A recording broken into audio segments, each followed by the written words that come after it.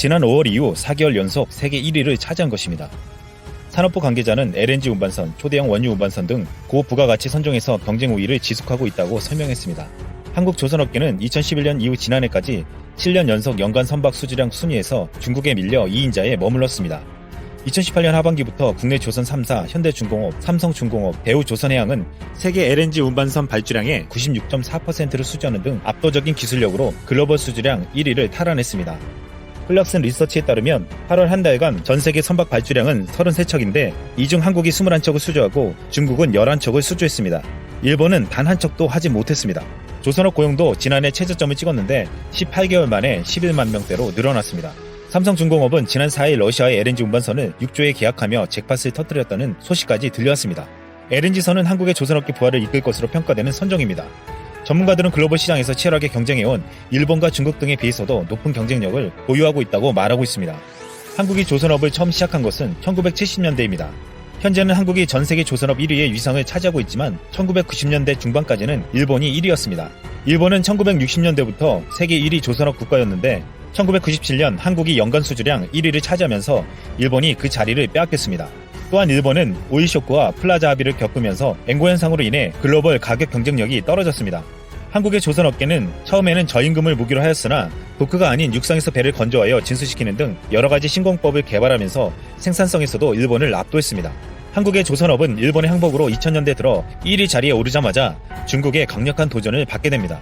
중국은 저가 대량 생산 정책으로 조선소를 거의 마구잡이식으로 증설했습니다. 하지만 중국의 조선소들은 국가의 금융지원에 의지해 낮은 인건비들을 통한 벌크선 등 저부가 선박 시장은 쉽게 장악할 수 있었지만 기술 진입 장벽이 높은 고부가 선박 시장에서는 기술력 부재의 한계를 드러냈습니다.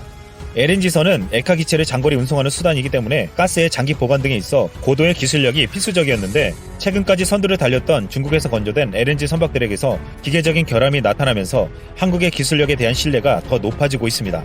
또한 중국 배는 고장이 안 나는 배가 거의 없을 정도로 제조하자와 고장으로 선박 제조 보험료를 청구하는 선박의 80%가 중국 제조 선박이었습니다. 인하대 조선해양공학과 교수는 현 상황은 이렇게 말했습니다. 가파른 성장세를 보여온 중국에는 엔지니어들은 많지만 숙련된 고도의 기술력이 부족하고 장기간 조선업 부침 현상을 보인 일본은 조선업계의 유능한 엔지니어 수급이 끊기다시피 한 상황이라며 한국은 숙련된 엔지니어와 예년에 비해 줄긴 했지만 유능한 인재들이 꾸준히 수급되고 있어 희망적이라고 말했습니다. 최근 한국은 전세계 조선업의 경쟁자들을 두렵게 하는 소식을 발표했습니다. 현대중공업그룹의 한국조선해양이 대우조선해양을 인수해 합병하겠다는 것입니다. 한국조선해양과 대우조선해양이 합병이 이루어지면 전세계 조선업 점유율이 21.2%까지 올라갑니다. 이는 전세계 선박의 5분의 1을 차지하는 규모로 3위인 일본의 이마바리 조선소보다 3배가 넘는 규모가 됩니다. 일본은 지난해 11월 30일 세계무역기구의 한국 정부의 조선업 구조조정 대책을 문제 삼았습니다. 지난 6월 19일 사이토 유지 일본 조선공업회 회장은 압도적인 조선그룹의 탄생은 위협적이라며 각국의 공정당국이 그냥 지켜보지는 않을 것이라고 말했습니다. 하지만 일본은 합병을 반대할 명분이 없습니다. 한국과 이스라엘의 자유무역협정이 타결되었습니다. 이스라엘은 중동국가 가운데 처음으로 우리나라와 FTA를 맺게 되었고 한국은 이스라엘과 FTA를 체결하는 최초의 아시아 국가로서 중국이나 일본 등 경쟁국에 앞서 이스라엘 시장을 선점할 수 있을 것으로 보고 있습니다. 이스라엘은 한국을 각별하게 생각하고 있습니다. 전 세계에서 이스라엘은 유일하게 독도를 한국령으로, 동해를 동해와 일본해로 표기해주는 나라입니다. 또한 몇 해 전 이스라엘은 유대인 대학사 역사박물관 개관식에서 세계 40개국 지도자들을 초청했으나 일본은 단 한 명도 초청하지 않았습니다. 그 이유가 역사의 인식의 혼란 방지를 위해서 초청 대상에서 제외했다는 것입니다. 이스라엘은 한국 전쟁 때에도 우리나라에 의료부대를 파견해 지원해준 바 있으며 현재까지도 북한과는 수교하지 않고 있는 등 한국의 든든한 우방국가입니다. 이스라엘은 유엔의 2019년 자료 기준 인구 858만 명이며 한국은행의 2017년 자료에 따르면 GDP 3,508억 달러로 이스라엘의 시장이나 크기나 구매력 자체로는 미국과 중국 등 한국의 주요 수출 시장에 비해 매력적이진 않습니다.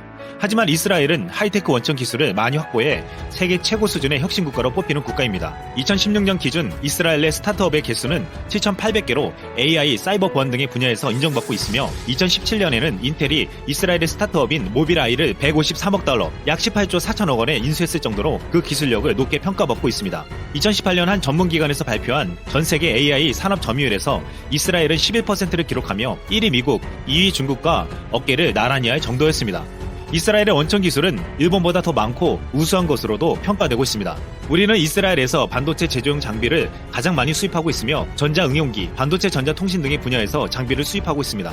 이스라엘에 우리가 가장 많이 수출하는 품목은 자동차입니다. 자국 완성차 브랜드가 없는 이스라엘 자동차 시장에서 현대 기아차는 지난해 15.5%를 차지하며 선풍적인 인기를 끌고 있습니다. 올 상반기에도 현대차는 도요타를 제치고 3285대를 팔아 점유율 16.7%로 1위에 올랐고 기아차는 3위에 랭크됐습니다. 한국산 자동차는 이스라엘 시장에서 일본 자동차를 제치고 가장 높은 품질과 가격 경쟁력을 인정받았습니다. 한국이 지금 시점에서 이스라엘과 협력하는 것이 큰 의미를 지니는 것은 이번 일본의 수출 규제를 대비할 수 있다는 것입니다. 유명희 산업통상자원부 통상교섭본부장은 원천기술 보유국인 이스라엘과 상생형 산업기술 협력 증진이 소재 부품 장비의 경쟁력 강화를 위한 국내 생산 기술 선진화에 기틀을 마련하는 데 일조할 것이라고 밝혔습니다.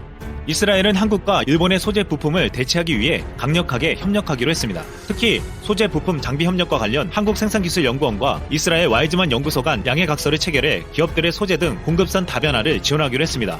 와이즈만 연구소는 세계 5대 기초과학연구소로 반도체 전자통신 화학과 정밀화학 등 원천 기술이 뛰어나고 기술 사업화 경험도 풍부해 중장기적으로 일본 수출 규제에 맞서 대한 수입처가 될 수 있을 것으로 기대되고 있습니다. 한국과 이스라엘은 국내 총생산 대비 연구개발 투자 비중 측면에서 세계 1위를 다투는 국가로 한국의 제조업 기반과 이스라엘의 첨단 기술이 협력해 윈윈할 수 있을 것으로 기대하고 있습니다. 한국이 그동안 취약했던 부품과 소재 산업뿐만 아니라 앞으로 대세를 이룰 인공지능에 있어서 이스라엘과 협력은 새롭게 도약할 수 있는 기회가 되고 있습니다. 이스라엘은 한국에게 있어서 일본을 대체할 가장 완벽한 파트너가 될 예정입니다.